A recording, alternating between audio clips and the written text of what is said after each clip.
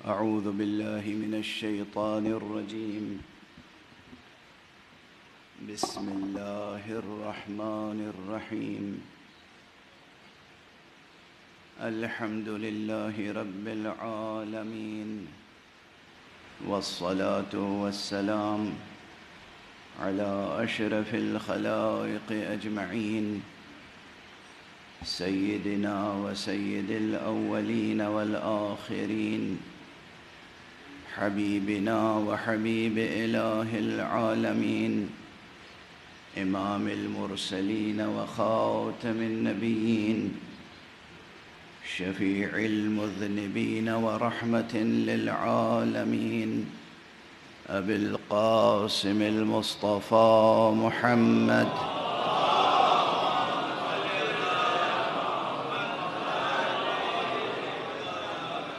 وعلى أهل بيته الطيبين الطاهرين الهداة المهديين المعصومين المظلومين، واللعنة الدائمة على أعداء الحق والدين. أما بعد، فقد قال الله تعالى عز اسمه في محكم كتابه ومتقن خطابه: بسم الله الرحمن الرحيم. شهد الله أنه لا إله إلا هو والملائكة وأولو العلم قائما بالقسط، لا إله إلا هو العزيز الحكيم. صدق الله العلي العظيم.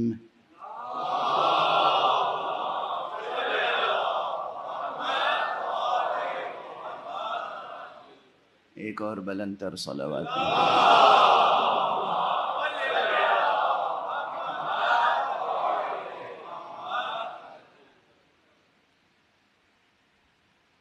قرآن حکیم کے تیسرے سورہ مبارکہ آل عمران کی 18ویں آیت مسلسل سرنامہ کلام ہے، اور اس ضمن میں ایک بہت عمیق بحث پیش نظر تھی اور پیش نظر ہے، لیکن وقت کی محدودیتیں حائل ہو جاتی ہیں. اکثر مجھے خود تشنگی کا احساس ہوتا ہے کہ جو موضوع چھیڑا گیا ہے اس موضوع کا حق پوری طرح ادا نہ ہو سکا.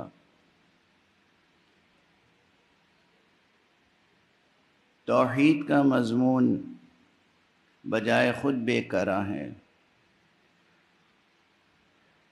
ولایت کا مضمون اپنی جگہ بے کراں ہے. عنوان قائم کیا تھا میں نے شہادت حق اور ولایت حسین، لیکن نہ شہادت حق کا پورا بیان ہو سکا، نہ ولایت حسین کے مضمون کا آغاز ہو سکا، اور وقت گزر گیا.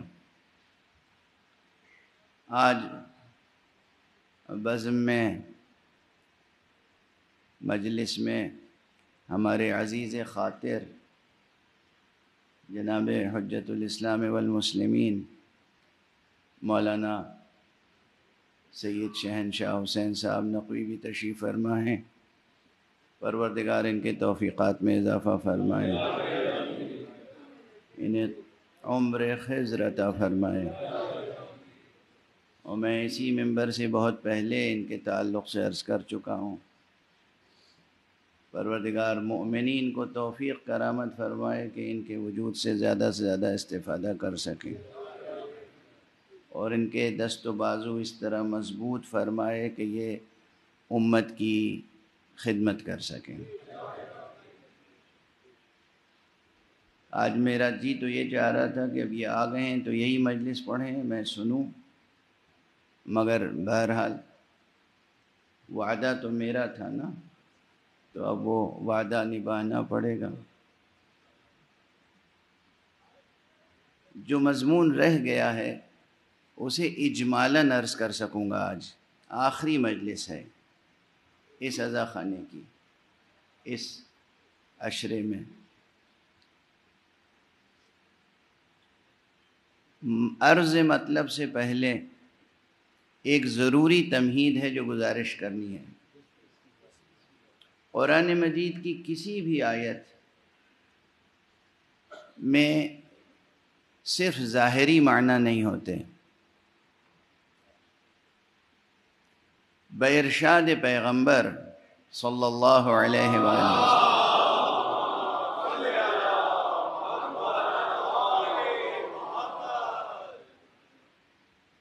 قرآن حکیم کے بطون ہیں، اور بطون کے بطون ہیں، اور بطون کے بطون ہیں. یعنی اس کے ایک ظاہری معنی تو ہیں، لیکن اس ظاہری معنی کے اندر تہ در تہ معانی کا ایک سلسلہ ہے. اب یہ سلسلہ ترجمے میں تو نہیں آ پاتا، اور ترجمے کی عبارت کے اندر بطون تلاش کریں یہ درست نہیں ہے. بطون تو ہمیں تلاش کرنے ہوں گے قرآن مجید کے متن میں. کسی کے ترجمے میں وہ بطون نہ منتقل ہو سکتے ہیں، نہ تلاش کرنے کیے جا سکتے ہیں. ان بطون تک پہنچنے کے لیے جو اصول وضع ہونے چاہیے وہ اصول معصومین علیہم الصلاۃ والسلام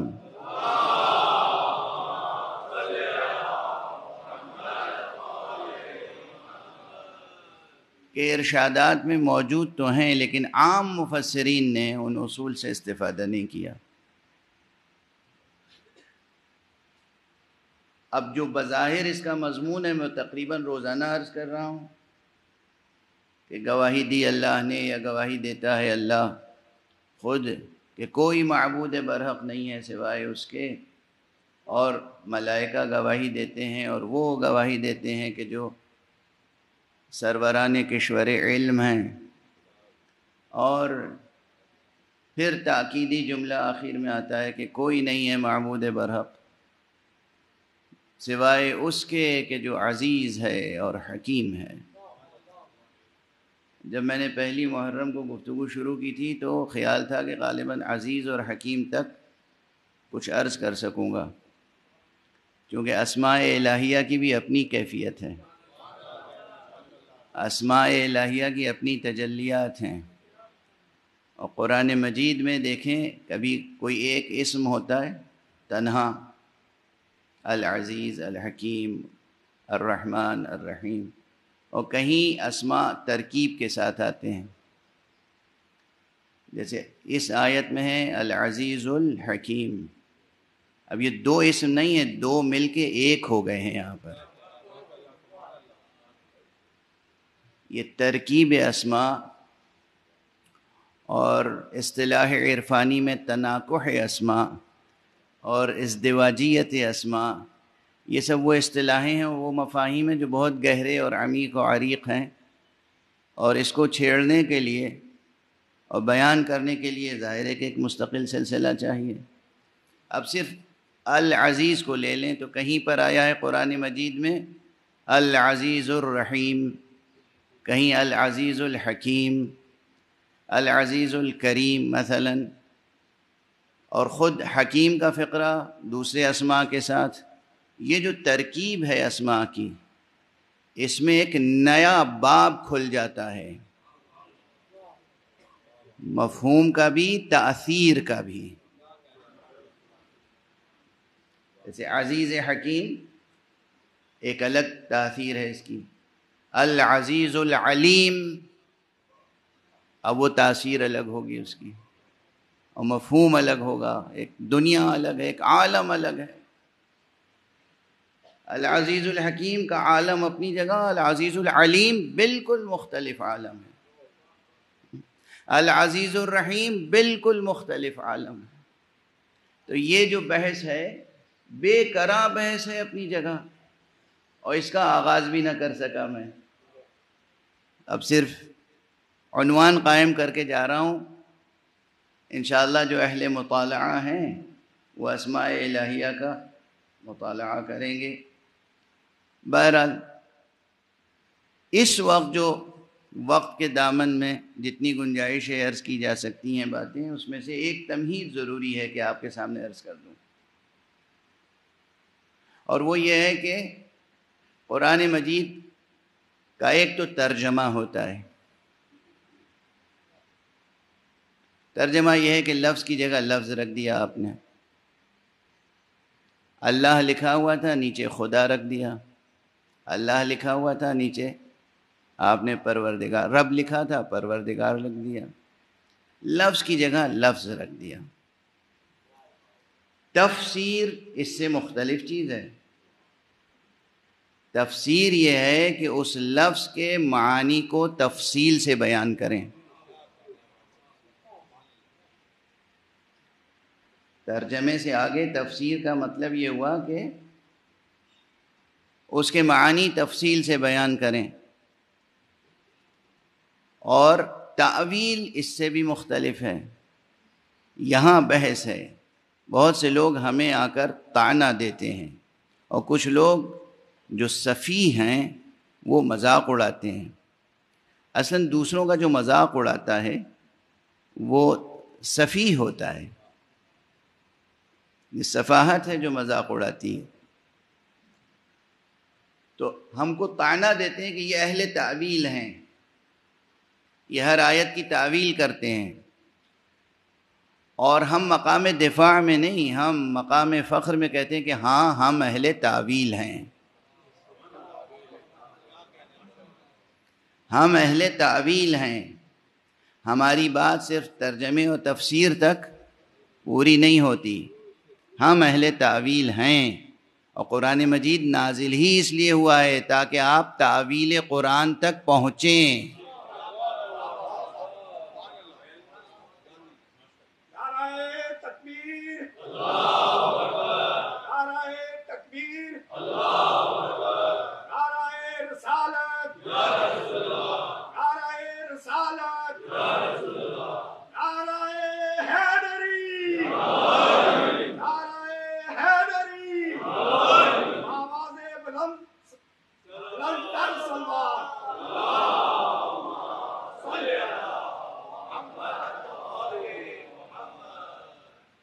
ہم آہنگ طور پر شایان شان طریقے سے ایک اور صلوات ارشاد فرمائیں۔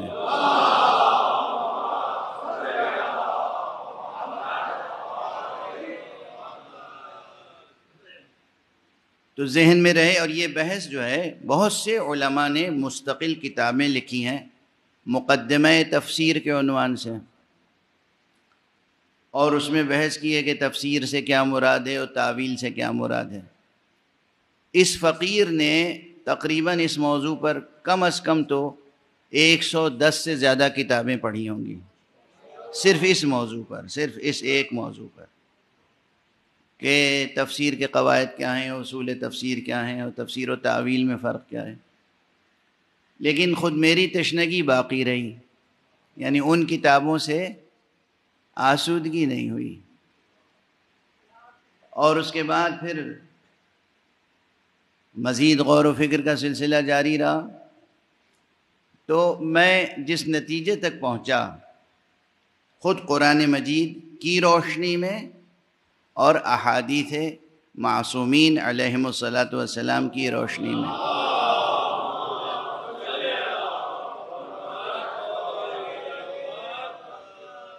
اسے میں نے ایک مثال کے ذریعے سے واضح کرنے کی کوشش کی ہے کہ ترجمے میں اور تفسیر میں اور تاویل میں کیا فرق ہے، اور وہ مانوس مثال آپ کے لیے بھی ہے۔ عربی زبان کا مثلاً ایک لفظ ہے الماء، یہ قرآن میں بار بار آیا ہے، وَجَعَلْنَا مِنَ الْمَاءِ كُلَّ شَيْءٍ حَيٍّ، ہم نے پانی سے ذریعے سے ہر چیز کو زندہ کیا اور زندگی بخشی۔ اب یہ الماء اور کئی جگہوں پر آیا ہے قرآن مجید میں۔ لفظ ما عربی میں ہے میم الف اور حمزہ الماء، اس پہ الف لام لگا دیجئے الماء۔ اس کا جب ترجمہ کرنا ہوگا تو بس ایک لفظ ہوگا، پانی. اب اس کے بعد تفسیر کی کیا گنجائش ہے یہاں پر؟ تفسیر یہ ہوگی کہ پانی کسے کہتے ہیں اس کو مفسر بیان کرے کہ پانی ایک وجود ہے سیال بے رنگ جو پیاس بجھاتا ہے، جس سے زمین کو سینچا جاتا ہے، جس سے ہر چیز کی زندگی ہے، جو سمندروں میں، دریاؤں میں، نہروں میں، تالابوں میں، کنوؤں میں، چشموں میں پایا جاتا ہے، آبشار میں پانی دستیاب ہوتا ہے. یہ جتنی تفصیل ہے یہ سب ہے تفسیر. ایک لفظ پانی کا تعارف آپ کرتے چلے گئے، عرفی تعارف اور پھر علمی تعارف اور پھر اس کے بعد اب سائنسی تعارف بھی اس میں شامل کر لیجئے کہ صاحب پانی کی حقیقت یہ ہے کہ اس کا فارمولہ ہے H2O. اس میں 2 مالیکیولز جو ہیں وہ ہائیڈروجن کے ہوتے ہیں اور 1 آکسیجن کا ہوتا ہے، اور اس کی یہ خصوصیت ہے اور وہ خصوصیت ہے، آپ بیان کرتے چلے جائیے. یہ جتنی پراپرٹیز اور کیریکٹرسٹکس اور خصوصیات آپ بیان کرتے چلے جائیں یہ سب تفسیر ہے، تعویل نہیں ہے. جب آپ نے الماء کا ترجمہ کیا پانی تو وہ ہو گیا ترجمہ، اور جب آپ نے اس ترجمے کی وضاحت کی علمی سطح پر وہ ہے تفسیر.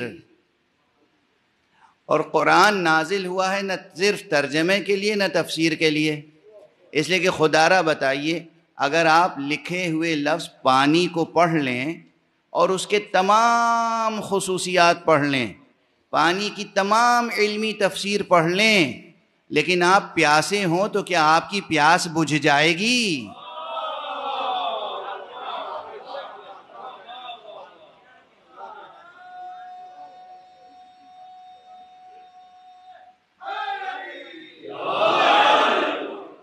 واضح ہوئی؟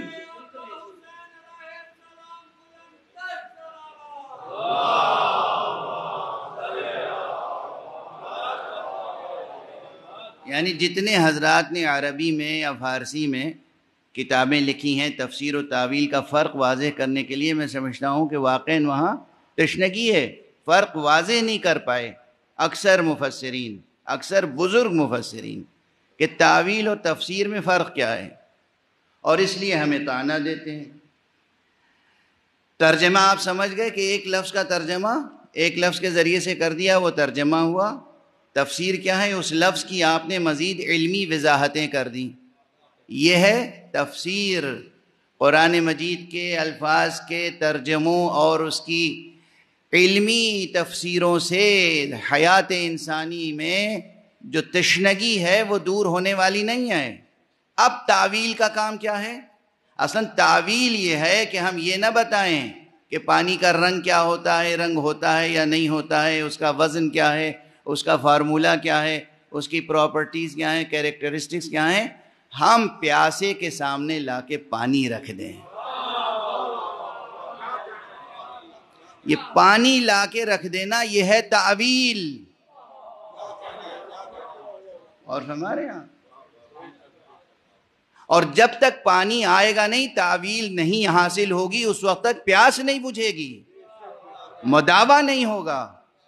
اگر زمین پیاسی ہے تو پانی کی ضرورت ہے. زمین کے اوپر کھڑے ہو کے تفسیر کی کتاب کھول کے پانی کی پراپرٹیز بیان کرتے رہیں، یا یہ آیت ہی پڑھتے رہیں وَجَعَلْنَا مِنَ الْمَاءِ كُلَّ شَيْءٍ حَيٍّ، لہلہا جائے گا کھیت، درخت بارآور ہو جائیں گے. نہ درخت بارآور ہوں گے، نہ کھیت لہلہائے گا، نہ آپ کے جگر کی پیاس بجھے گی جب تک حقیقتاً پانی مل نہ جائے. یہ پانی کا حاصل ہونا تعویل ہے. اسی لیے قرآن مجید میں جہاں جن حقائق کا بیان ہوا ہے آپ تفسیر کرتے رہیے. جیسے پہلے میں مثال ولایت کی دے دوں کہ ولایت کا بیان قرآن مجید میں ہے. یہ تو آپ حضرات کے ذہنوں میں ہوگا نا، اس فقیر کا پرانا جملہ ہے کہ قرآن مجید کا موضوع کیا ہے؟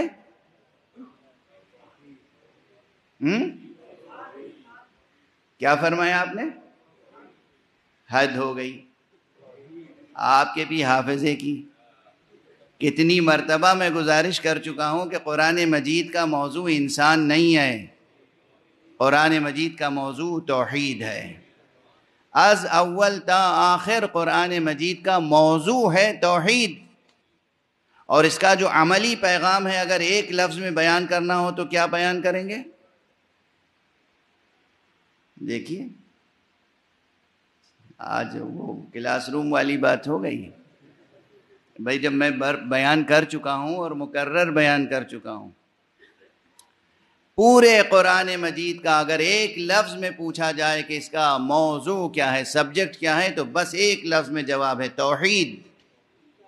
اور اگر یہ پوچھا جائے کہ پورے قرآن مجید کا عملی پیغام ایک لفظ میں بیان کیجئے تو وہ ہے تقوی۔ پورا عملی پیغام ایک لفظ میں سمٹ میں آئے گا تو ہوگا تقوی۔ اور پھر اگر پوچھوں، اور یہ کوئی پوچھے کہ پورے قرآن مجید سے مطالعہ کر کے بتائیے کہ قرآن مجید نے انسانی معاشرے کی تنظیم و تربیت کے لیے اور قیام حکم کے لیے، قیام حکومت کے لیے کون سا نظریہ، کون سا منصوبہ پیش کیا ہے، ایک لفظ میں بتائیے تو اس کا عنوان ہوگا ولایت۔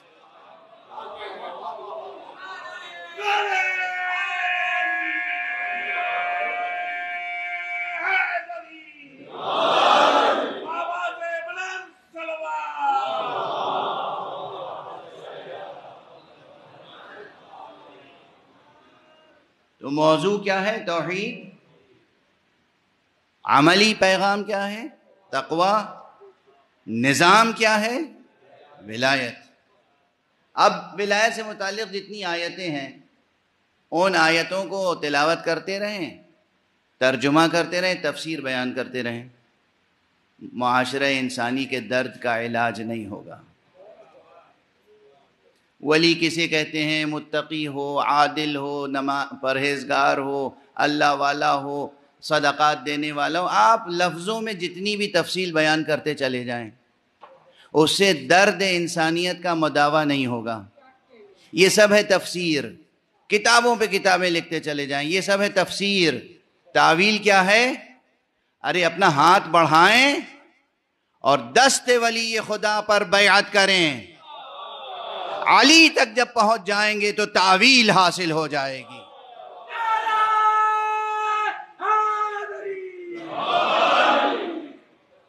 تعویل یہ ہے کہ حقیقت تک پہنچ جائیں، جب تک حقیقت تک پہنچیں گے نہیں اس وقت تک تعویل کا کلمہ درست نہیں ہوگا۔ واضح ہے یہ بات؟ وقت ایک تو تاخیر سے مجلس آج شروع ہوئی ہے اور وقت بھی تیزی سے گزرتا جا رہا ہے۔ اب یہ بحث چھیڑی کیوں میں نے، یہ تمہید کیوں قائم کی؟ قرآن مجید کے ہر کلمے کی ایک تفسیر ہے، ایک تعویل۔ خود یہ آیہ شہد اللہ، شہد اللہ، یہ شہادت ایک لفظ ہے، ترجمہ کر دیجئے۔ پھر شہادت کیسی ہوتی ہے، وہ کیسے دی جاتی ہے، وہ کیسے قائم ہوتی ہے، وہ سب بیان کرتے رہیے۔ یہ ہے تفسیر۔ تعویل کیا ہے اس کی؟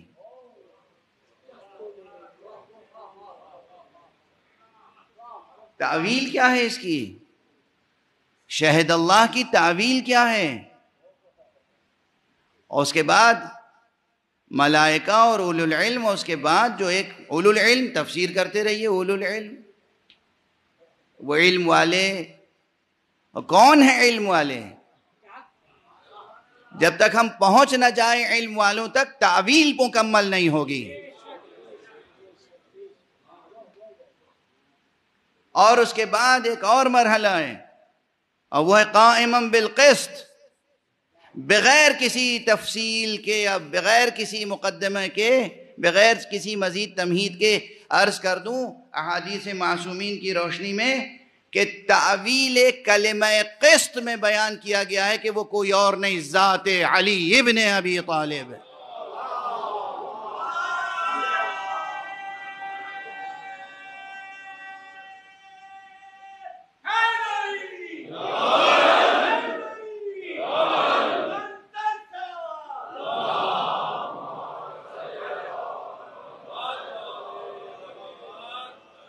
ہاں یہ بات آسانی سے سمجھ میں نہیں آئے گی، لیکن یہ یاد رکھیے گا کہ امیر المومنین علی ابن ابی طالب علیہ الصلاۃ والسلام کے قرآنی ناموں میں سے جہاں صراط مستقیم آپ کا ایک نام ہے، جہاں امام مبین آپ کا ایک نام ہے، جہاں کتاب مبین آپ کا ایک نام ہے، جہاں اذن واعیہ آپ کا ایک نام ہے، جہاں النبأ العظیم آپ کا ایک نام ہے، جہاں صالح المؤمنین آپ کا ایک نام ہے، اسی طرح جہاں النبأ العظیم آپ کا ایک نام ہے، اسی طرح القسط بھی ایک نام ہے، نام ہے علی ابن ابی طالب میں سے۔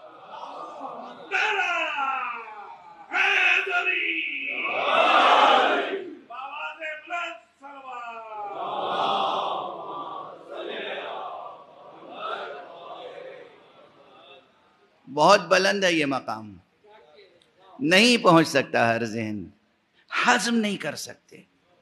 کیا کہہ رہے ہیں؟ کیسے ممکن ہے؟ کیا کہہ رہے ہیں؟ کیسا نظریہ ہے ان کا؟ نہیں، کوئی ہمارا نظریہ الگ نہیں ہے۔ اگر توحید اور ولایت کا رشتہ معلوم ہو تو پھر کہیں تعجب نہیں ہوگا، کہیں تعجب نہیں ہوگا۔ حق سبحانہ و تعالیٰ کا اعلان کیا ہے یہاں پر؟ کہ میں خود گواہی دیتا ہوں، ملائکہ گواہی دیتے ہیں اور اولو العلم گواہی دیتے ہیں، قائما بالقسط۔ حال یہ ہے گواہی دینے والوں کا، یعنی خود اللہ کا حال یہ ہے کہ وہ گواہی دیتا ہے قسط پر قائم رہتے ہوئے، ملائکہ گواہی دیتے ہیں قسط پر قائم رہتے ہوئے، اولو العلم گواہی دیتے ہیں قسط پر قائم رہتے ہوئے۔ اولو العلم جب گواہی دیتے ہیں وحدانیت حق کی، جب اولو العلم، جب معصومین، ایک جملہ یاد رکھیے گا، بحث پوری اسی میں سمٹی ہوئی ہے، دوسرے حصے کی، عنوان کے دوسرے حصے سے متعلق بحث اس میں سمٹی ہوئی ہے، یہاں سے شروع ہوتی ہے کہ جب معصوم وحدانیت معبود پر گواہی دیتا ہے، گواہی کی مسئولیت اس کے اوپر آتی ہے، گواہی دینے کے لیے کھڑا ہوتا ہے، گواہی دینے کے لیے اقدام کرتا ہے، وہیں سے اس کی ولایت کا سلسلہ شروع ہوتا ہے۔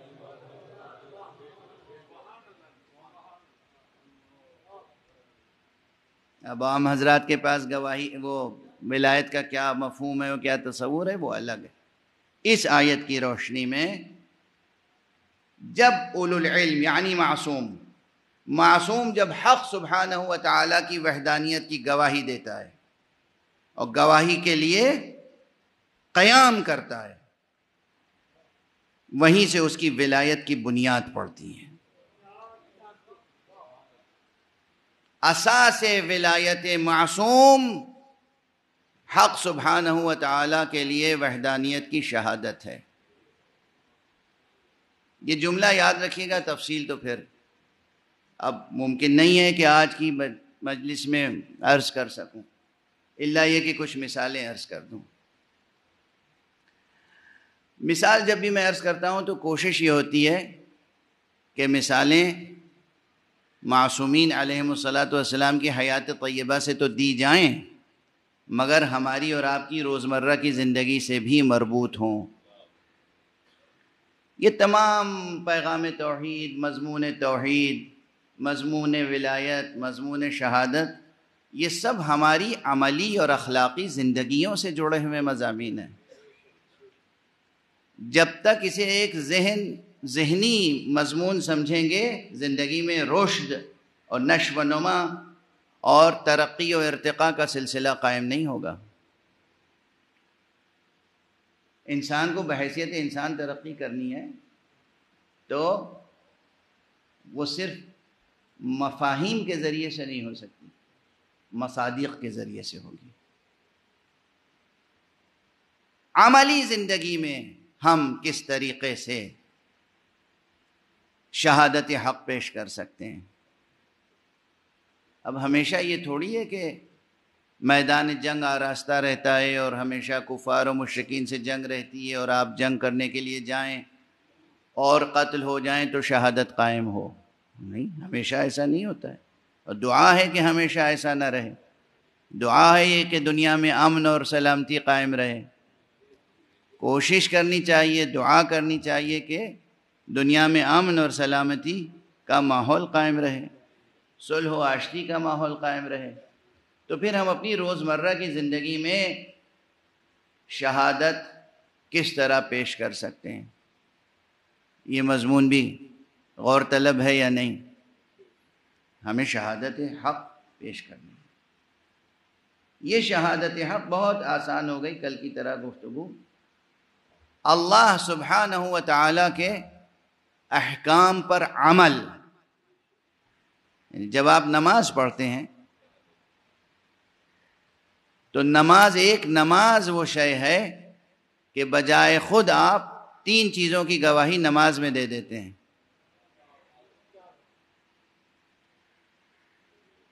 اللہ سبحانہ و تعالیٰ کے معبود ہونے کی گواہی کہ کوئی ہے پروردگار، اس کے سامنے کھڑے ہوئے ہیں ہم،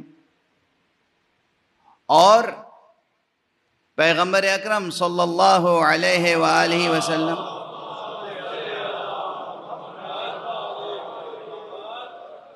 کی نبوت کی گواہی بھی دے دیتے ہیں. یعنی ہمارا وہ عمل خود گواہ ہے. جب کوئی پوچھے نماز پڑھ رہے ہوں آپ، وہ کوئی پوچھے کہ یہ کیا کر رہے ہیں آپ، نماز پڑھ رہے ہیں. یہ نماز کس نے سکھائی؟ یہ طریقہ عبادت کس نے سکھایا؟ ذہن انسانی عاجز تھا.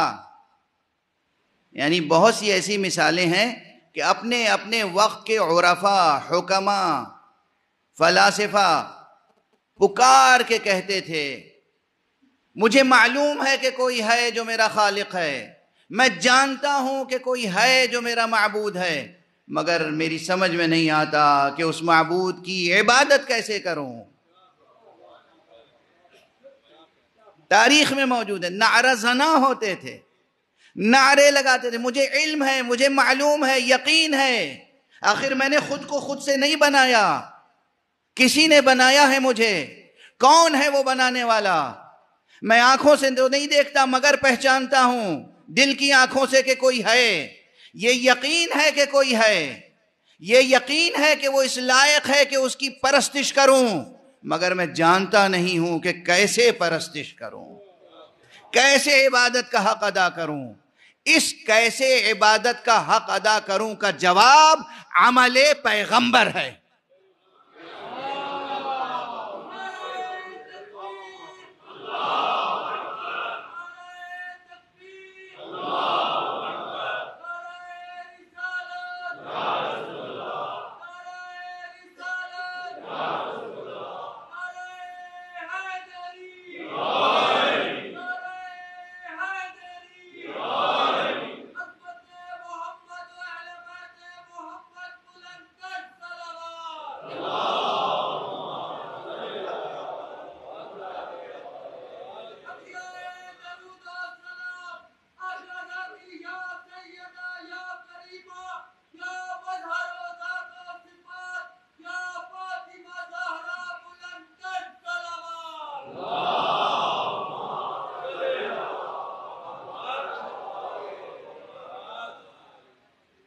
یہ ایک عمل جو ہے سراپا، یہ پورا عمل تکبیرۃ الاحرام سے لے کر سلام تک، یہ عمل خود گواہ ہے کہ آپ رسالت کی گواہی دے رہے ہیں. محمد رسول اللہ صلی اللہ علیہ وآلہ وسلم.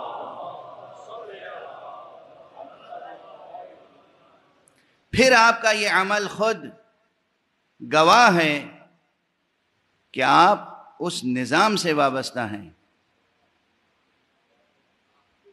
اس نظام سے وابستہ ہیں، اس شریعت سے وابستہ ہیں، اس فقہ سے وابستہ ہیں کہ جو فقہ ولایت کے تسلسل سے آپ تک پہنچی ہے، جو شریعت ولایت کے تسلسل سے آپ تک پہنچی ہے، جو نظام ولایت ہے آپ اس نظام کے ایک فرد ہیں. یہ گواہی کون سی شے دے رہی ہے؟ صرف آپ کا عمل، کھڑے ہو کے نماز پڑھنا.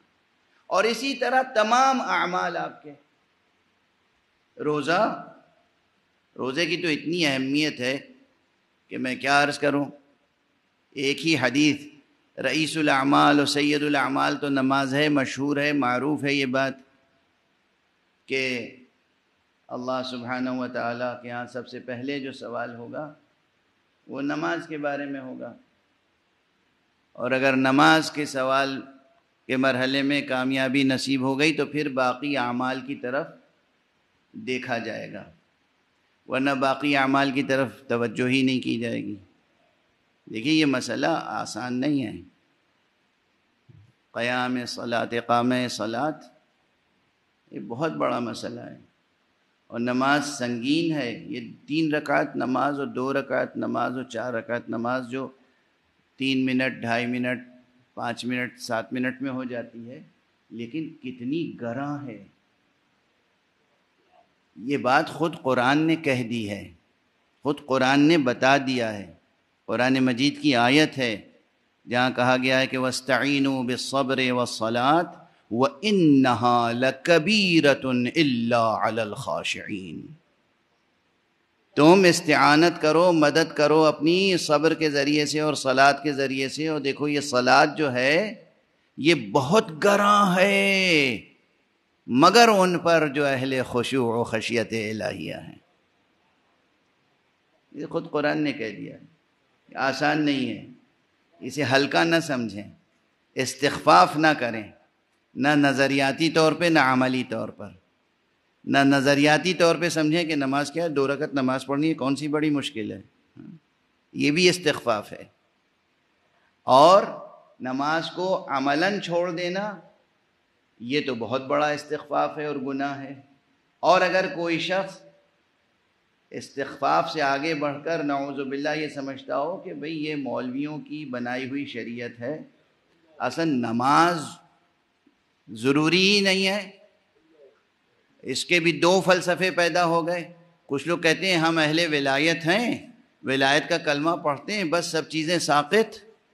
اور ایک وہ ہیں حضرات جو کہتے ہیں کہ اللہ بے نیاز ہے، اسے کسی چیز کی حاجت کیا ہے، اسے نہ ہمارے سجدوں کی حاجت ہے، نہ قیام کی حاجت ہے، نہ رکوع کی حاجت ہے. تو یہ تو مولویوں کی بنائی ہوئی شریعت ہے، اللہ نے کوئی نماز ہمارے اوپر فرض نہیں کی. یہ دونوں نظریہ رکھنے والے کافر ہیں.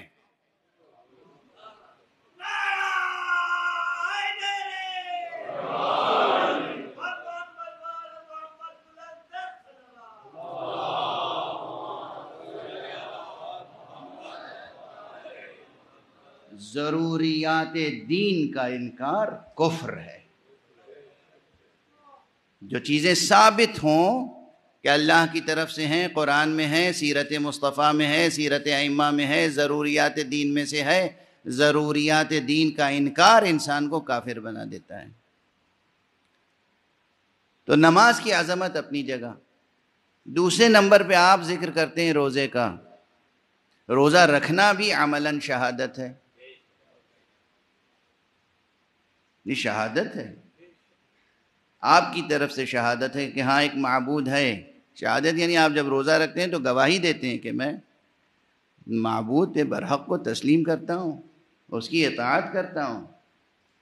اور یہ روزہ رکھ کر گواہی دینا یہ بہت عزیز ہے پروردگار کو.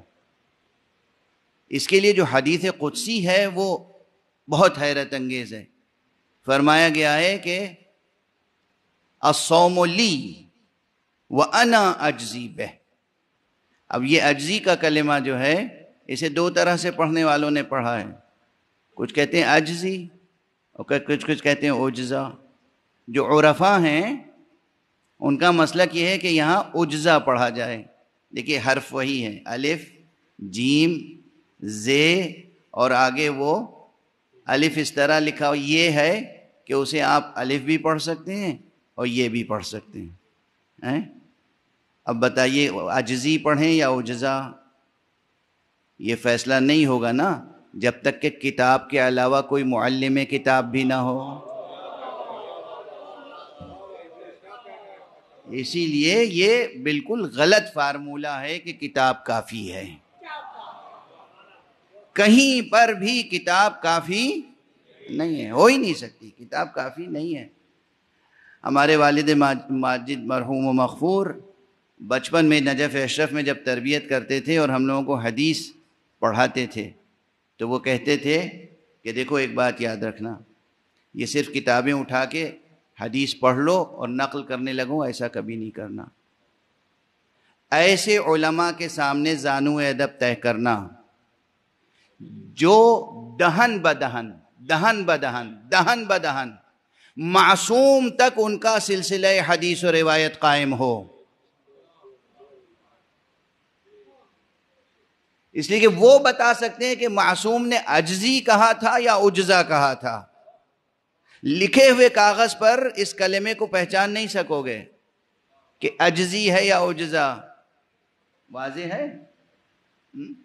تو بہرحال اب دو مسلک ہو گئے، ایک نے عجزی پڑھا اور ایک نے عجزہ۔ دونوں میں نکتہ یہ ہے، اللہ سبحانہ و تعالیٰ فرماتا ہے الصوم لی، روزہ میرے لیے ہے اور میں ہی اس کی جزا دوں گا، یہ ایک ترجمہ ہوا۔ اور دوسرا ترجمہ بہت عجیب و غریب ہے، الصوم لی، روزہ میرے لیے ہے، وَأَنَا أُجْزَى بِهِ، اور اس کی جزا میں خود ہوں۔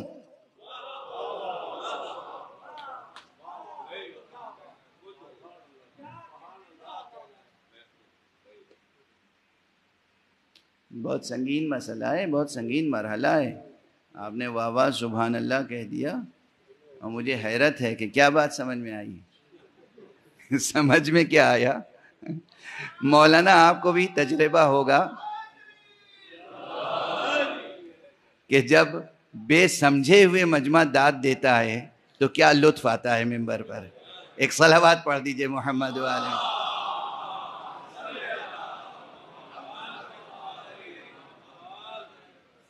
ہمیں تو بہت تجربہ ہے اس کا، ایک اور صلوات پڑھ دیجئے محمد۔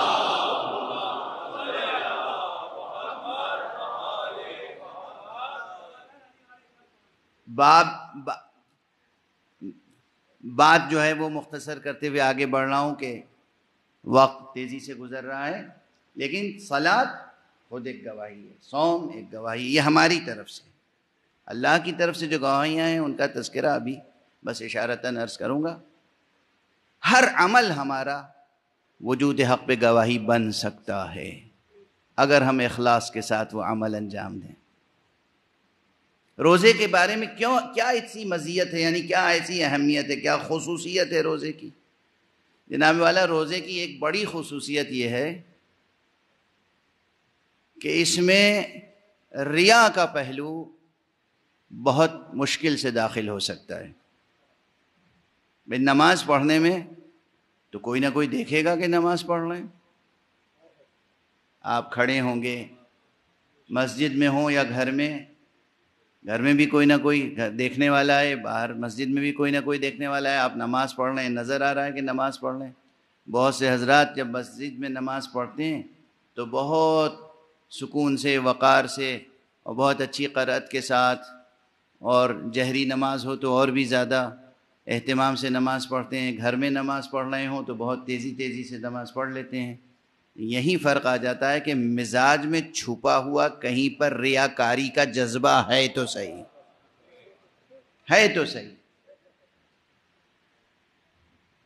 یعنی غیر محسوس طور پر ریا کہتے ہیں دوسرے کو دکھانا، دکھا کر عمل کرنا۔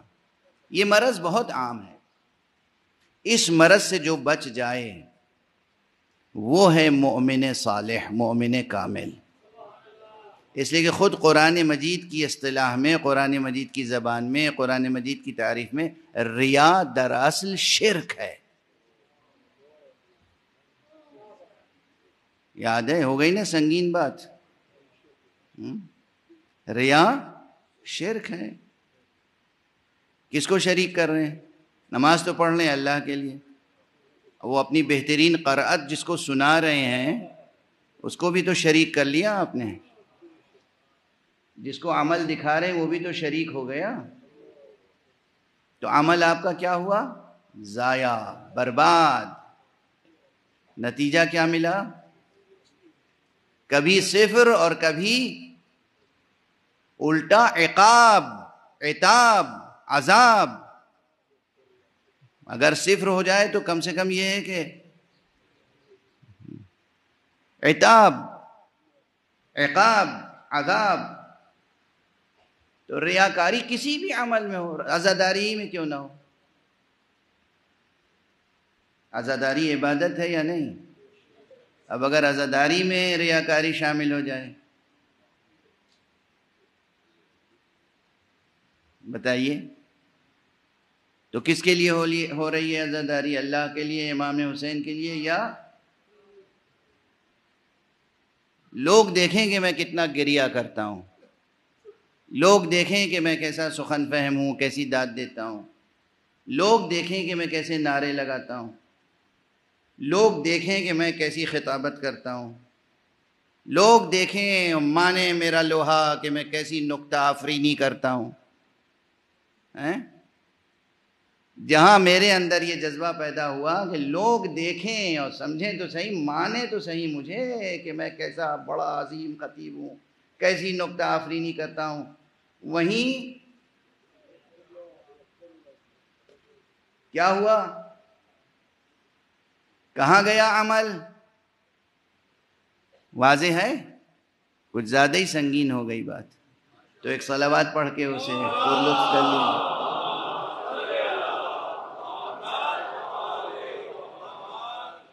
اکثر اعمال وہ ہیں جس میں بہت آسانی سے شرک پیدا ہو جاتا ہے، اور وہ ہے ریا والا شرک. روزے میں اس کا امکان بہت کم ہے، بہت کم ہے. جب تک کہ آپ کسی کو بتائیں نہیں کہ میرا روزہ ہے، اسے کیسے پتا چلے گا کہ آپ کا روزہ ہے؟ ہم نے ایسے لوگوں کو دیکھا ہے کہ جو سال میں صرف 2 دن چھوڑتے ہیں، عیدین جن دنوں میں روزہ حرام ہے، باقی وہ اکثر روزہ رکھتے ہیں اور کسی کو پتہ بھی نہیں چلتا کہ یہ روزہ رکھتے ہیں. وہ سلیقہ ہے ان کی زندگی کا. گھر میں مہمان آئے چلا جائے، ان کی زبان پہ یہ نہیں آتا کہ میرا روزہ ہے آج. وہ کہیں جائیں آئیں اس سلیقے سے، معلوم ہی نہیں ہوتا کہ یہ روزہ رکھتے ہیں اور وہ روزہ رکھ لیتے ہیں. اور بعض حضرات جب روزہ رکھتے ہیں تو پھر سب سے پہلے تو یہ کیفیت ہوتی ہے کہ گھر والوں کے اوپر ایک قیامت برپا ہوتی ہے. بیوی کو ڈانٹنا، بچوں کو ڈانٹنا پھٹکارنا، نوکروں پہ غصہ کرنا، ایک قیامت برپا ہے. کیا ہوا بھائی؟ روزہ ہے. ایک صلوات پڑھ دیجئے محمد.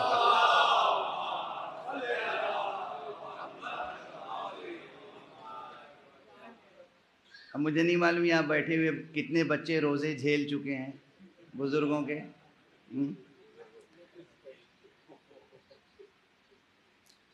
یہ جو کیفیت ہے روزے کی کہ انسان صرف جانتا ہے کہ میں نے روزہ رکھا ہے اور اس کا خدا جانتا ہے روزہ رکھا ہے، کوئی نہیں جانتا یہ. اور اس میں کوئی عمل بظاہر انجام دینا نہیں ہے. اس کے لیے پروردگار کہہ رہا ہے کہ یہ اس قدر اخلاص کے ساتھ، کیونکہ کہیں ریا کا پہلو ہے ہی نہیں، اس لیے یہ عمل خاص میرے لیے ہے اور میں ہی اس کی جزا دوں گا یا میں ہی اس کی جزا ہوں گا. تو آپ یہ سمجھیں کہ اس کو ذرا سا اور تجزیہ کر لیں. جہاں تک سن رہے عزیزان، نماز میں تو کچھ کرنا ہے، کچھ پڑھنا ہے زبان سے، کچھ اعضاء و جوارح سے کھڑا ہونا ہے، رکوع کرنا ہے، سجدہ کرنا ہے، حج میں جانا ہے، کچھ کرنا ہے، زکوٰۃ دینی ہے، خمس دینا ہے، صدقات دینے ہیں، کچھ کرنا ہے. روزے میں کیا ہے؟ کچھ کرنا نہیں ہے.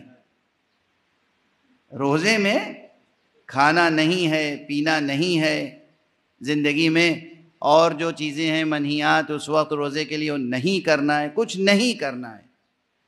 اب ایک جملہ عرض کروں، اس کو ہدیتاً رکھ لیجئے گا ذہن میں. کیسا کریم ہے وہ کہ اگر اس کے لیے کچھ نہ کرنے کی جزا وہ خود دیتا ہے تو پھر کچھ کرنے کی جزا کتنی دے گا.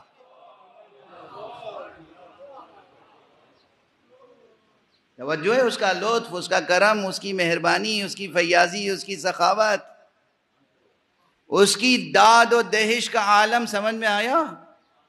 اگر کوئی کام اس کے لیے نہیں کیا تو کیا جزا ہے؟ جوانوں ایک بات سن لو اور اسے یاد رکھنا آج کی تقریر. اللہ کے لیے بہت سی باتیں، جوانان عزیز بطور خاص، بہت سے کام کر کے گواہی دی جاتی ہے کہ ہم اللہ والے ہیں. اور ایک روزہ تنہا نہیں ہے، بہت سے کام نہ کر کے گواہی دی جاتی ہے کہ ہم اللہ والے ہیں. ایک تو یہ عبادت آپ کے سامنے ہے، روزہ. کچھ نہیں کرنا ہے، دل میں نیت ہے کہ میں روزہ رکھنا ہوں شریعت اسلام کے مطابق فجر سے لے کر مغرب تک قربتاً اللہ. یہ دل میں نیت ہے، زبان سے کہنے کی ضرورت بھی نہیں ہے، یعنی جملہ بھی کہنے کی ضرورت نہیں ہے، یعنی زبان کو بھی حرکت دینے کی ضرورت نہیں ہے، یہ لبوں کو جنبش دینے کی ضرورت نہیں ہے. تو کچھ بھی نہیں کرنا ہے، عہد ہے، عزم ہے، قصد ہے، عمل قلبی ہے کہ خدا کے لیے ہمیں روزہ رکھنا ہے. کچھ نہیں کیا اور خدا کے لیے روزہ رکھا، کتنا اجر ہے کوئی نہیں جانتا. میزان لطف و رافت و رحمت الہی میں کیا کچھ ہے آپ کے لیے کوئی نہیں جانتا. ایک روزے کی آپ کو جزا کتنی ملے گی؟ یہ تو عبادت ہوئی. جو چیزیں اللہ نے اور منع کی ہیں، اگر واقعاً خدا کی خاطر، خدا کو یاد رکھتے ہوئے کسی گناہ کے کرنے کا موقع ہے، کوئی دیکھنے والا نہیں ہے، کوئی پکڑنے والا نہیں ہے، کوئی الزام دھرنے والا نہیں ہے، بس آپ ہیں، تنہائی ہے اور گناہ کرنے کا موقع میسر ہے اور آپ خدا کی خاطر نہ کریں، اب سوچئے کتنا اجر ہوگا آپ کو حاصل.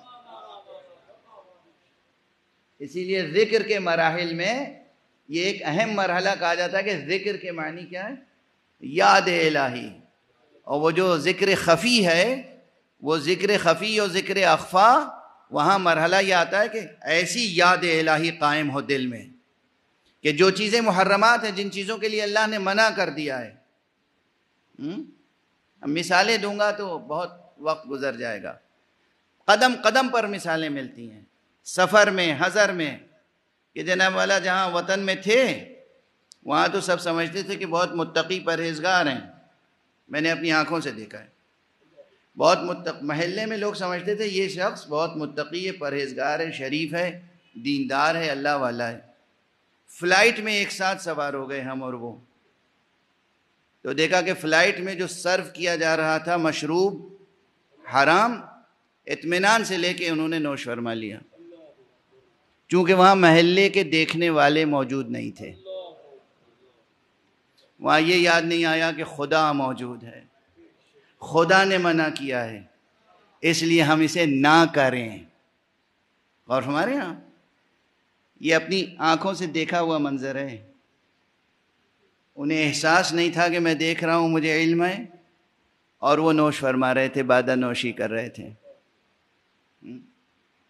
تنہائی ہو، گناہ کرنے کا موقع میسر ہو، تمام اسباب و وسائل مہیا ہوں، کوئی آپ کو ٹوکنے والا نہ ہو، اس وقت نہ کریں خدا کے لیے، پھر دیکھیے کتنا اجر دیتا ہے، وہ کتنا اجر دیتا ہے. اس کے معجزات ہیں موجود.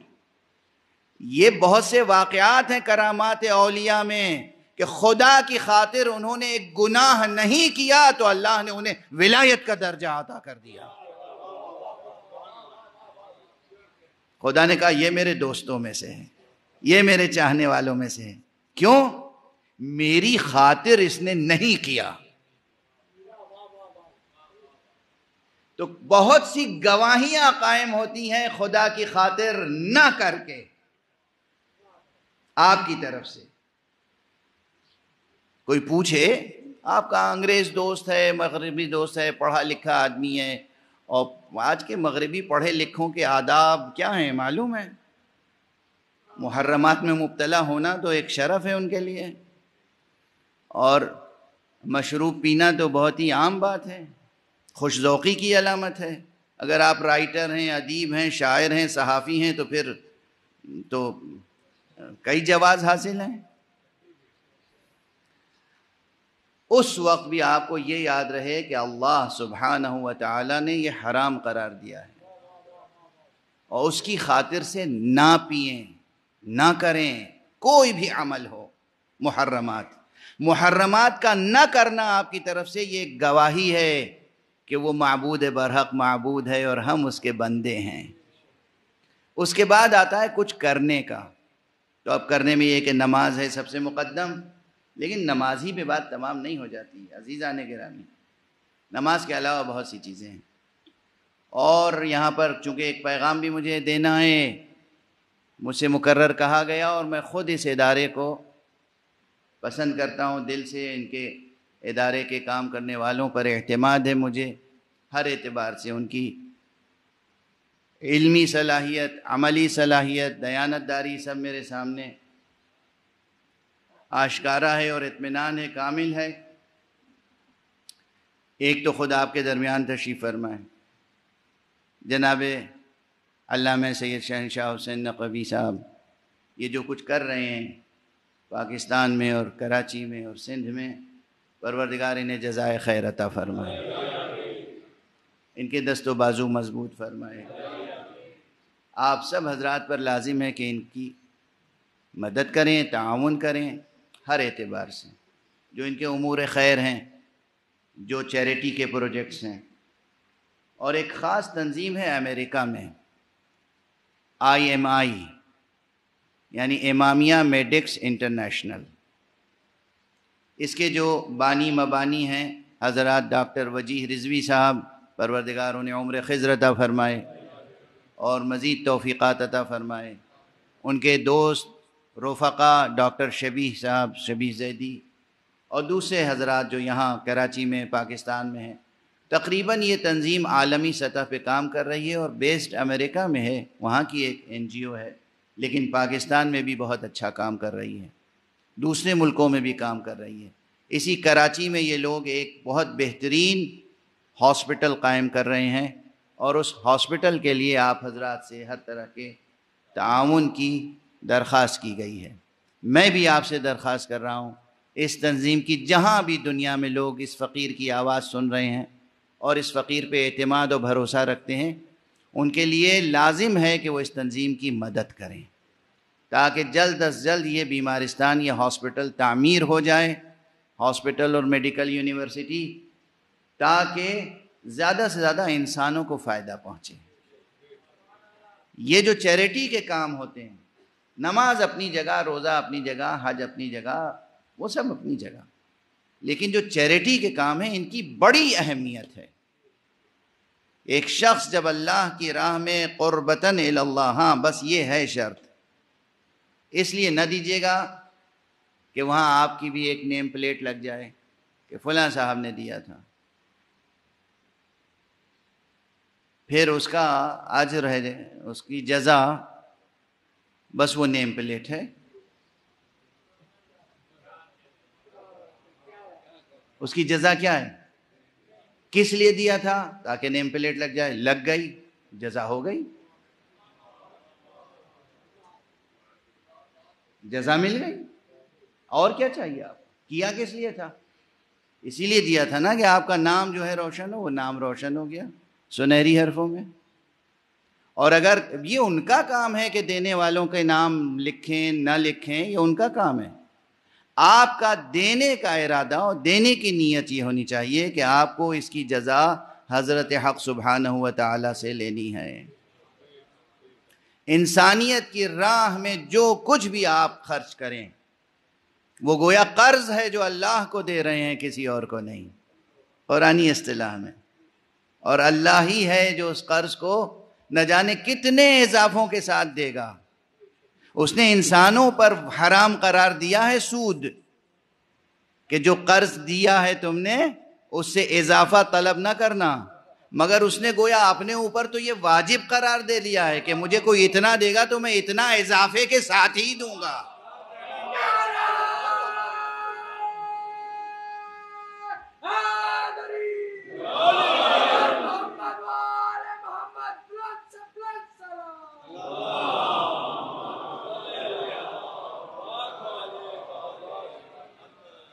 وقت تمام ہو گیا، وقت تمام ہو گیا، لیکن چند جملے اور عرض کروں گا. آپ کی طرف سے شہادت اللہ کی وحدانیت کی، کچھ نہ کر کے، گناہ نہ کر کے، اور کچھ کر کے یعنی عبادات اور خیرات انجام دے کر، صدقات و خیرات، یہ سب صدقات میں شمار ہوگا. مستحب صدقات، مستحب خیرات، آپ ہاسپٹل میں دیں، یتیم خانے میں دیں، اسکول قائم کرنے کے لیے دیں، یونیورسٹی قائم کرنے کے لیے دیں، مدرسے قائم کرنے کے لیے دیں، یہ سب صدقات و خیرات ہیں. صدقے کا مفہوم اسلام میں بہت بلند و برتر اور متبرک ہے. جب آپ حضرات صدقہ کہہ کے اس کو حقیر سمجھتے ہیں تو یہ بڑی تکلیف ہوتی ہے. صدقہ اللہ کی راہ میں جو دیا جاتا ہے وہ بہت نفیس اور برتر ایک حقیقت ہے. اب میں اس طرف آگے بڑھوں کہ جب معصوم قائم کرتا ہے شہادت تو اس کی کیا کیفیت ہوتی ہے. معصوم خود اپنے وجود سے، اپنی ذات سے گواہ بنتا ہے وحدانیت حق پر. جتنی فضیلتیں ہیں وہ اس جملے میں سمٹ کے آتی ہیں. دو جملے یاد رکھیے گا. پہلا جملہ کیا کہا تھا میں نے؟ کہ جیسے ہی معصوم شہادت حق کو کا تحمل کرتا ہے، حمل کرتا ہے، اٹھاتا ہے، وہ بار شہادت اٹھاتا ہے، پرچم شہادت، پرچم توحید اٹھاتا ہے، وہیں سے اس کی ولادت کی بنیاد بنتی ہے، وہیں سے اس کی ولایت کی بنیاد پڑتی ہے. اور جب وہ اپنی ذات سے وحدانیت معبود پر گواہ بن جاتا ہے خود بذات خود، اسی میں اس کے تمام فضائل، مناقب، معجزات، کرامات پوشیدہ ہوتے ہیں. کیسے کوئی معصوم گواہی دیتا ہے کہ معبود برحق ایک ہی ہے؟ انبیاء کو جو معجزے دیے جاتے ہیں وہ کس لیے؟ ائمہ کو جو معجزے دیے جاتے ہیں وہ کس لیے؟ اور معجزے کے بھی ایک رینج ہے بہت بڑی، مختلف انواع و اقسام کے معجزے ہیں جن پر ابھی پوری طرح سے کام نہیں ہوا ہے کہ کتنے قسم کے معجزے ہیں. لیکن معجزات میں اصل میں یہ ہوتا ہے کہ انسان کے ذہن میں یہ کہ اللہ اللہ ہے، معبود ہے، خالق ہے، وہ جو چاہے کر سکتا ہے. تو وہ مٹی کو سونا، سونے کو مٹی بنا سکتا ہے، وہ زندہ کو مردہ، مردے کو زندہ بنا سکتا ہے. تو یہ تصور میں تو آ جاتی ہے بات، یقین کا حصہ نہیں بن پاتی. یقین پیدا کرنے کے لیے آنکھوں سے دیکھنے کے لیے انسان خواہش مند ہوتا ہے، آرزو مند ہوتا ہے.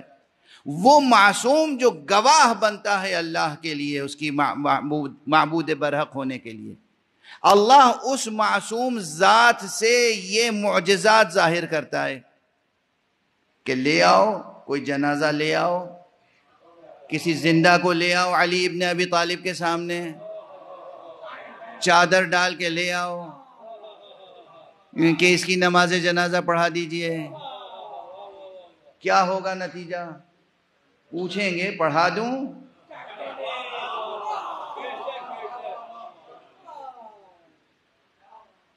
اور جب آپ نے کہہ دیا کہ پڑھا دوں، ادھر علی کہیں گے بنیت و بارادہ نماز جنازہ، تو نماز جنازہ تو جنازے ہی پر ہوگی.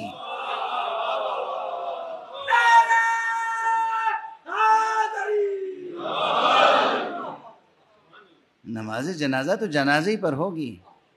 اب یہاں ایک واقعے میں کتنی چیزیں ہو جاتی ہیں، کتنی چیزیں. اللہ سبحانہ و تعالیٰ کے کام کرنے کی شان کیا ہے؟ ایک سے زائد مقامات پر قرآن مجید میں کہا گیا، اور من جملہ اس کے سورہ مبارکہ یاسین میں ہے کہ انما امرہ اذا اراد شیئا ان یقول لہ کن فیکون. اس کے کام کرنے کی شان تو یہ ہے کہ جب وہ کچھ کرنا چاہتا ہے تو کن کہتا ہے اور وہ چیز ہو جاتی ہے. اور یہ کن کہنا بھی کیا ہے؟ کیا واقعاً وہ یہ لفظ کاف و نون کن کہتا ہے زبان سے؟ اللہ کے پاس تو زبان نہیں ہے. اللہ کے پاس تو مخارج حروف، یہ حلق اور یہ جسم، ہم تو نہیں قائل ہیں نا جسم و جسمانیات کے. تو اللہ کے پاس یہ نہیں ہے کہ وہ کاف و نون کہے. کاف و نون کہنا یہ ایک استعارہ ہے قرآنی، یعنی بس وہ ارادہ کرتا ہے اور وہ چیز ہو جاتی ہے. ٹھیک ہے نا؟ یہ ہے اس کے کام کرنے کی شان. جب کوئی بندہ، اس کا خالص معصوم بندہ، اپنی ذات کو اس کی گواہی کے لیے وقف کر دیتا ہے اور اس کی ولایت قائم ہو جاتی ہے، تو یہ ولایت کے آثار ہیں. یہ سچی ولایت کے آثار ہیں کہ اس کی زبان سے، اس کے افعال سے، اس کے کردار سے کن فیکون کی شان پیدا ہو جاتی ہے. یہ نہیں کہا تھا نماز پڑھاتے ہوئے امیر المومنین نے کہ تو مر جا. ارادہ دل میں تھا نماز جنازہ پڑھانے کا، کہا تھا اللہ اکبر. اللہ اکبر کے معنی یہ نہیں ہوتے ہیں کہ مر جا. ارادہ تھا، یہ ارادہ گویا ارادہ کن فیکونی ہوتا ہے. اور اسی لیے عرفاء اکثر کہتے ہیں کہ عارف کی بسم اللہ اللہ کے کن فیکون کے مساوی ہوتی ہے.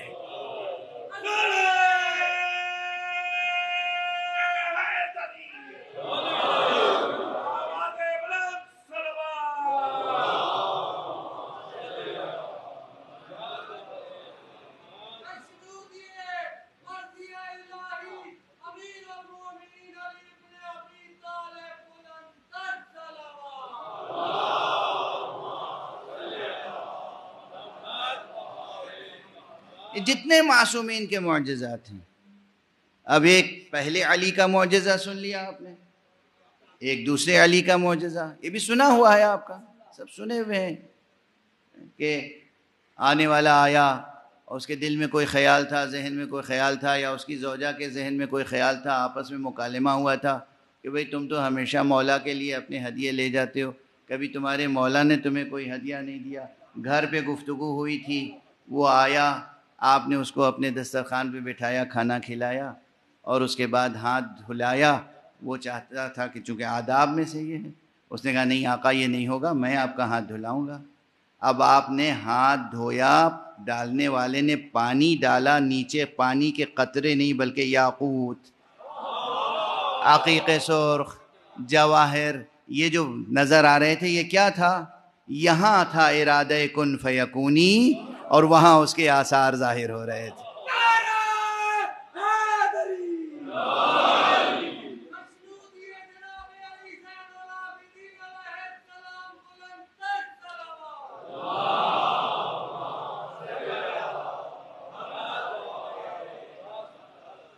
اچھا اب دوسرے علی کا سن لیا، تیسرے علی کے بھی سن لیجئے. واقعہ مشہور ہے کہ جناب وہ قالین کے اوپر ایک شیر کی تصویر بنی ہوئی تھی، تو تصویر کو وجود بخش دینا کس کا کام ہے؟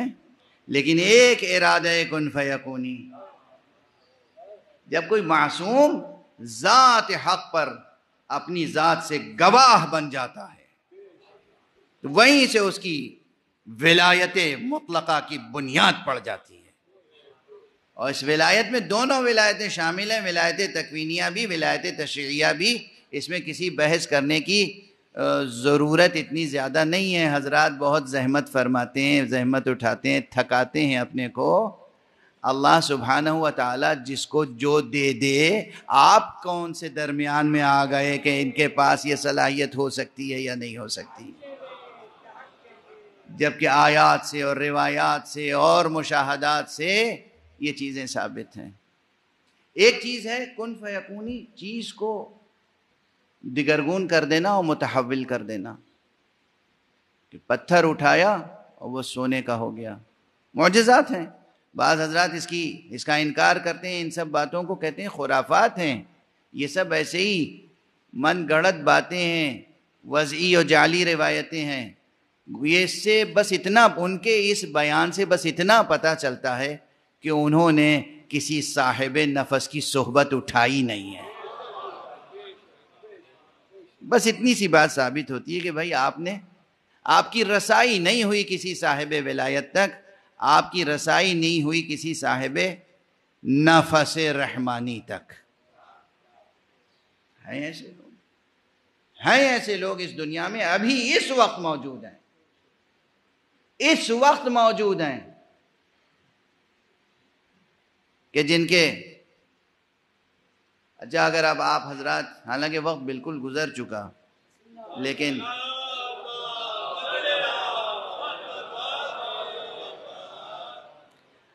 یہ تو اب واقعہ اور یہ حکایت مشہور ہو گئی ہے۔ قم میں نے اپنی آنکھوں سے جن بزرگوں کو دیکھا اور جن کی کرامتیں دیکھی وہ ابھی نہیں بیان کروں گا آج، ایک ایسے راوی سے بیان کروں گا کہ جو راوی بہت مشہور ہے، آیت اللہ مصباح یزدی، مجتہد تھے، فقیہ تھے، اور فلسفہ ان کا امتیاز تھا، فلسفی مشہور تھے، عارف تھے، صاحب سیر و سلوک تھے۔ اس فقیر کو ان کی بزم میں باریابی نصیب تھی، انہوں نے یہ واقعہ نقل کیا اور اب تو وہ بہت مشہور ہو گیا ہے کہ قم میں ان کے بزرگوں میں ایک بزرگ تھے۔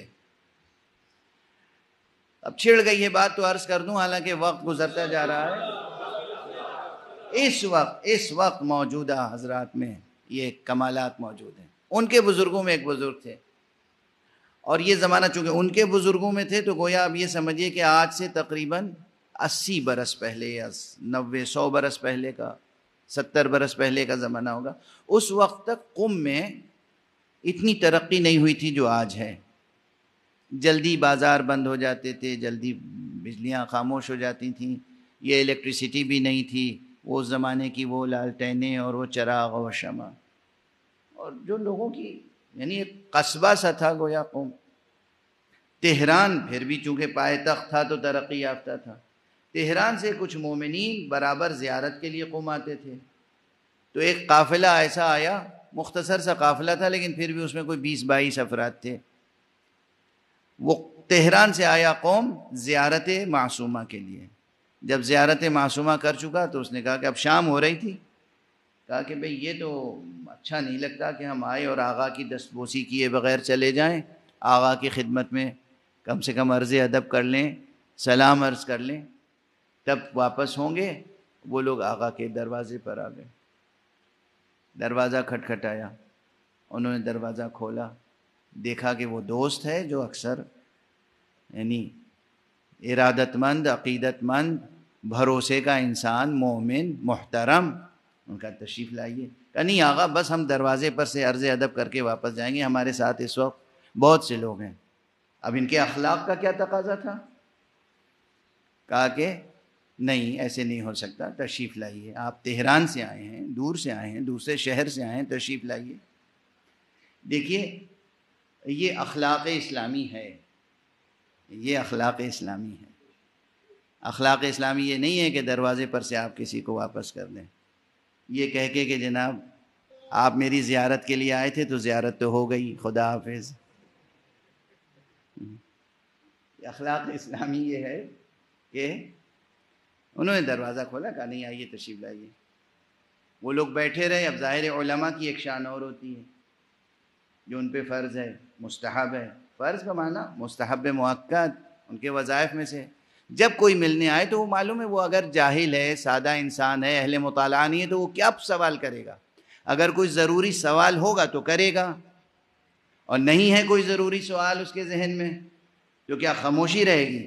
پھر ان پر فرض یہ ہے کہ اپنی طرف سے کچھ قال اللہ، قال رسول اللہ، کچھ اخلاق، کچھ موعظت کی باتیں سنائیں تاکہ آنے والا کچھ روحانی تبرک لے کر جائے۔ چنانچہ انہوں نے کچھ چیزیں بیان کی۔ اب تھوڑا سا وقت اور گزر گیا، اب غیرت یہ ہے کہ صاحب یہ آئے ہیں تو بغیر تواضع کے کیسے چلے جائیں گے؟ گھر میں گئے اور اپنی اہلیہ سے پوچھا کہ بھئی کچھ ہے، یہ مہمان جو آئے ہیں؟ انہوں نے کہا کچھ بھی نہیں ہے، 2 روٹیاں ہیں، ایک آپ کی ایک میری۔ کہا اچھا اب سن لیجئے گا اسے، اور اب بھی جا کے جستجو کیجئے گا تو قم میں، مشہد میں اور نجف میں، کربلا میں ایسے افراد اب بھی مل جائیں گے۔ کہا اچھا بی بی ایسا کیجئے کہ ایک ایسا کپڑا لے آئیے جو کبھی استعمال نہ ہوا ہو، جسے ہم لوگ کہتے ہیں کورا کپڑا۔ کورا کپڑا کوئی ہو تو لے آئیے ایک ٹکڑا۔ وہ کورا کپڑا لے کے آئیں، انہوں نے وہ مختصر سا سالن جو تھا، 2 روٹیوں کے ساتھ تھوڑا سا سالن جو کھانے کے لیے تھا، اس پتیلی پر اور اس روٹی پر وہ اس طرح سے کپڑا پھیلا دیا۔ اور اب جو اسم اعظم پڑھا، وہ اسم اعظم کیا تھا سن لیجئے۔ بس انہوں نے 3 مرتبہ اس طرح ہاتھ پھیرا، علی خیر البشر من ابا فقد کفر، علی خیر البشر من ابا فقد کفر، علی خیر البشر من ابا فقد کفر۔ اور اس کے بعد کہا کہ دیکھیے پر یہ کپڑا ہٹائیے گا نہیں، اس میں سے نکال کے دیتی جائیے۔ وہ 20-22 جتنے بھی مہمان تھے سب سیر ہو کے اس بروف کے یہاں سے جو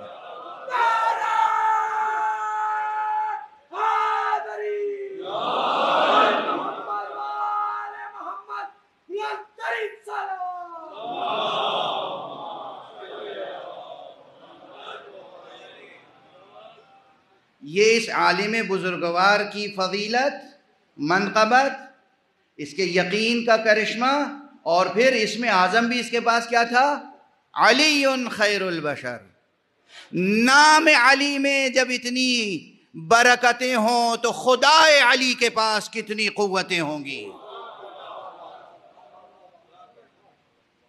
اور اس عالم بزرگوار کے ہاں کے اس واقعے سے اندازہ ہوتا ہے کہ دعوت ذوالعشیرہ میں کھانے کا انتظام کرنے کی ذمہ داری رسول نے علی کو کیوں دی تھی۔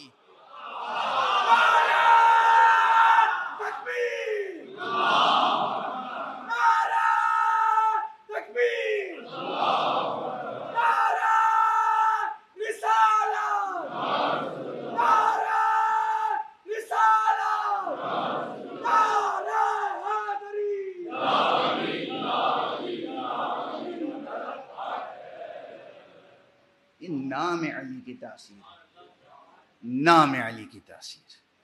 حضرت علی کے فضائل، میں اکثر کہتا ہوں کہ اگر حضرت علی کے فضائل بیان کر دوں تو پھر آپ حضرات کچھ اور نظر آئیں گے۔ بس اب گفتگو کو ایک اور جہت پہ موڑ دوں۔ جو معصوم صاحب ولایت ہوتا ہے، وہ معصوم اشیاء خارجیہ میں تصرف کر سکتا ہے۔ وہ مٹی کو سونا، سونے کو مٹی بنا سکتا ہے، اور جب مٹی کو سونا، سونے کو مٹی بنا سکتا ہے تو وہ انسانی کرداروں کو بھی اپنی چشم کرم سے تبدیل کر سکتا ہے۔ وہ کافر کو مومن بنا سکتا ہے، وہ منافق کو متقی بنا سکتا ہے، وہ ناری کو نوری بنا سکتا ہے، وہ جہنمی کو جنتی بنا سکتا ہے، وہ فوج یزیدی سے نکال کے حر کو بہشت کا مستحق بنا سکتا ہے، وہ زہیر قین کو لشکر مخالف سے نکال کر اہل بہشت میں داخل کر سکتا ہے۔ آقا حسین کی ولایت کے کرشمے یہ کربلا میں نظر آئے۔ بس گفتگو تمام کر رہا ہوں، بہت وقت گزر چکا، اور آج سر و سیتاں پیٹنے کے لیے کسی بیان کی ضرورت نہیں ہے۔ آج 9 محرم ہے، اس عزاخانے کی یہ آخری مجلس ہے، اس عزاخانے کی یہ آخری مجلس ہے۔ عموماً ہمارے ہاں 9 محرم تک مجلسیں ہوتی ہیں، فرش بچھا ہوتا ہے، شامیانے لگے ہوتے ہیں، ممبر سجے ہوتے ہیں، ممبر پر آنے والے خطیبوں کے سر پہ عموماً عمامے ہوتے ہیں، لیکن کل عالم کچھ اور ہوگا۔ روز عاشوراء تو آقا حسین کی مسند اجڑ گئی تھی، تو پھر یہ کیسے ممکن ہے کہ کوئی اور بزم سجا کے بیٹھے۔ آج اس عزاخانے کے روایات کے مطابق مجھے مجھ سے ویسے ہی مصائب پڑھے نہیں جاتے، لیکن بہرحال تقاضائے مجلس کو پورا کرنے کے لیے کم از کم 2 شہادتوں کا تذکرہ کرنا ہے، اور دونوں شہادتیں بہت عظیم شہادتیں ہیں۔ آقا حسین جب کوئی نہیں رہ گیا بڑوں میں، اصحاب میں اور اہل بیت میں، بنو ہاشم میں، تو میدان کربلا میں تشریف لائے اور ایک مرتبہ کہا حل من ناصر ینصرنا، حل من مغیث یغیثنا، ہے کوئی نصرت کرنے والا جو ہم اہل بیت محمد کی نصرت کرے، ہے کوئی مدد کرنے والا جو ہم اہل بیت مصطفیٰ کی مدد کرے۔ یہ فرما کے حجت تمام کر رہے تھے، حجت دشمنوں پہ تمام کر رہے تھے، لیکن جو سن رہا تھا ہر ایک پر حجت تمام ہو رہی تھی۔ جیسے ہی آقا نے استغاثہ بلند کیا، خیام حسینی سے بیویوں کے رونے کی آواز بلند ہوئی۔ آقا دوبارہ در خیمہ پہ تشریف لائے، بہن کو آواز دی، بہن زینب ابھی تو میں رخصت ہو کے گیا ہوں، ابھی میں نے تلقین کی تھی دیکھو گریہ نہ کرنا، لیکن ابھی میں زندہ ہوں اور گریے کی آواز بلند ہے۔ بی بی نے کہا کہ بھیا آپ نے جیسے ہی آواز استغاثہ بلند کیا ہے، وہ بچہ جس نے 3 دن سے آنکھیں نہیں کھولی تھیں، وہ تڑپ کے اس نے اپنے آپ کو جھولے سے زمین پر گرا دیا۔ آقا حسین نے فرمایا ہاں بہن لاؤ اس بچے کو میرے حوالے کر دو۔ آقا کو علم ہے، آقا کو تو روز اول سے علم ہے کہ یہ بچہ بھی شہید ہوگا۔ شب عاشور جب جناب قاسم نے پوچھا تھا کہ امو جان یہ بتائیے میرا نام بھی محضر شہادت میں ہے یا نہیں، تو آپ نے جناب قاسم سے سوال کیا اور جناب قاسم نے جواب دیا، اور اس کے بعد آپ نے فرمایا ہاں بیٹا تم بھی شہید ہوگے، اور وہ تمہارا ننھا بھائی جو جھولے میں شیر خوار بچہ ہے کل تو وہ بھی شہید ہو جائے گا۔ اجرکم علی اللہ، اجرکم علی اللہ، اجرکم علی اللہ۔ تو روز عاشورہ وہ گھڑی بھی آئی، آپ اپنے دست مبارک پر بچے کو لے گئے میدان میں، اور اس کے بعد پانی طلب کیا اتمام حجت کے لیے۔ دشمنوں نے پانی نہ دیا، بچہ آپ کی گود میں تھا۔ بس ایک جملہ کہوں گا اور آپ تڑپ جائیں گے، آپ کے سامنے ہے وہ جملہ۔ ایک سہ شعبہ تیر چلا اور اس طرح اس نے چھماہے کے گلے کو چھیدا کہ بچے کا گلا بازوئے پدر سے پیوستہ ہو گیا، اور بچہ جو تڑپا تو اس نے اپنے ننھے ننھے ہاتھ بابا کے گلے میں ڈال۔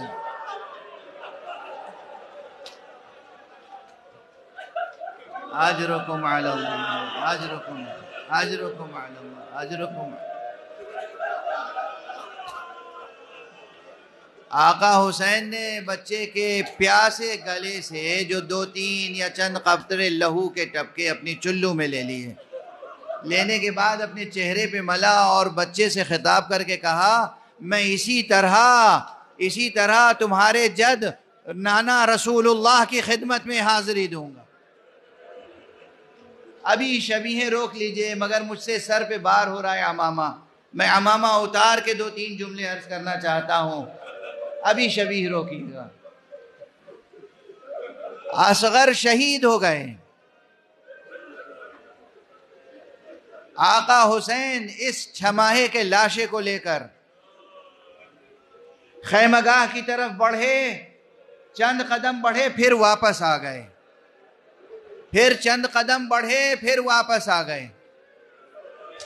کیا تأمل تھا، کیا تفکر تھا، کس امر میں تردد تھا۔ بعض حضرات، یہ میرا پرانا جملہ ہے اور میں پھر دہرا رہا ہوں، بعض حضرات یہ کہتے رہے ہیں کہ حسین نے بہت سی قربانیاں پیش کی تھیں، مگر یہ قربانی ایسی سنگین تھی، ایسی وزین تھی، ایسی عظیم قربانی تھی کہ آقا حسین کو بھی تردد لاحق ہو گیا، اضطراب لاحق ہو گیا۔ میں کہتا ہوں نہیں، تردد نہیں تھا، آقا کے پائے ثبات میں کوئی تزلزل نہیں تھا۔ حسین تو اس عظیم قربانی کو ہاتھ میں لے کر گویا ناز فرما رہے تھے، اور فرما رہے تھے چشم فلک دیکھ، یہ بار مصیبت بھی حسین اٹھائے ہوئے۔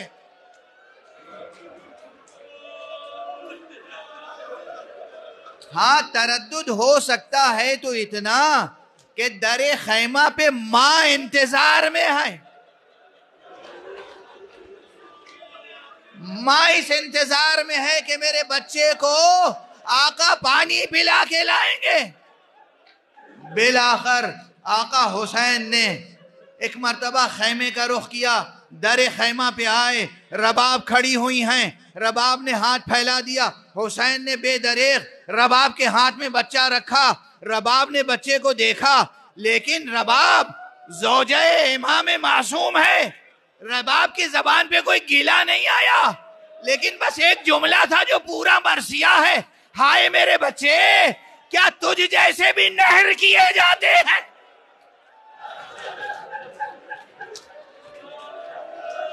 یا بنائی امثلو کا ینہر، کیا تیرے جیسے بچے بھی نہر کیے جاتے ہیں؟ اجرکم علی اللہ، اجرکم علی اللہ، اجرکم علی اللہ۔ ماں نے یہ جملہ کہا، فوراً باپ نے، امام نے فوراً بچے کو لے لیا واپس، اور اس کے بعد پشت خیمہ پہ گئے، اپنی شمشیر سے ایک ننھی سی قبر بنائی، قبر میں بچے کو لٹایا، زمین کے سپرد کر دی امانت، اور اس کے بعد تعویذ قبر پر رخسار رکھ کر حسین نے خوب گریہ کیا۔ اجرکم علی اللہ۔ اس کے بعد قبر ہی کے قریب کھڑے ہو کر دو رکعت نماز ادا کی۔ مجمع دیکھ رہا ہے، دشمنوں کا مجمع دیکھ رہا ہے، لشکر دیکھ رہا ہے، پوری کائنات دیکھ رہی کہ حسین نماز ادا کر رہے ہیں۔ یہ نماز شکرانہ تھی کہ پروردگار یہ قربانیاں قبول ہو گئیں۔ اس کے بعد پھر تشریف لائے، امام خیمہ گاہ میں آئے، ایک مرتبہ پھر زینب، ام کلثوم، رباب، لیلہ، سکینہ، فاطمہ، فضہ، ہر ایک کو پکارا، پکارنے کے بعد کہا اب میں جا رہا ہوں، اب اپنا خیال رکھنا، اب حسین جا رہا ہے۔ میں اپنی زبان میں مختصر کر رہا ہوں روایتوں کو۔ آئے امام نے شب عاشور 2 خیمے بنائے تھے، ایک خیمے میں ان لاشوں کو لاتے تھے جو بنی ہاشم کے لاشیں تھے، ایک بڑا خیمہ تھا فسطاط جسے کہتے ہیں، آج کربلا میں اس جگہ پر ایک مسجد بنی ہوئی ہے جسے مسجد فسطاط کہتے ہیں۔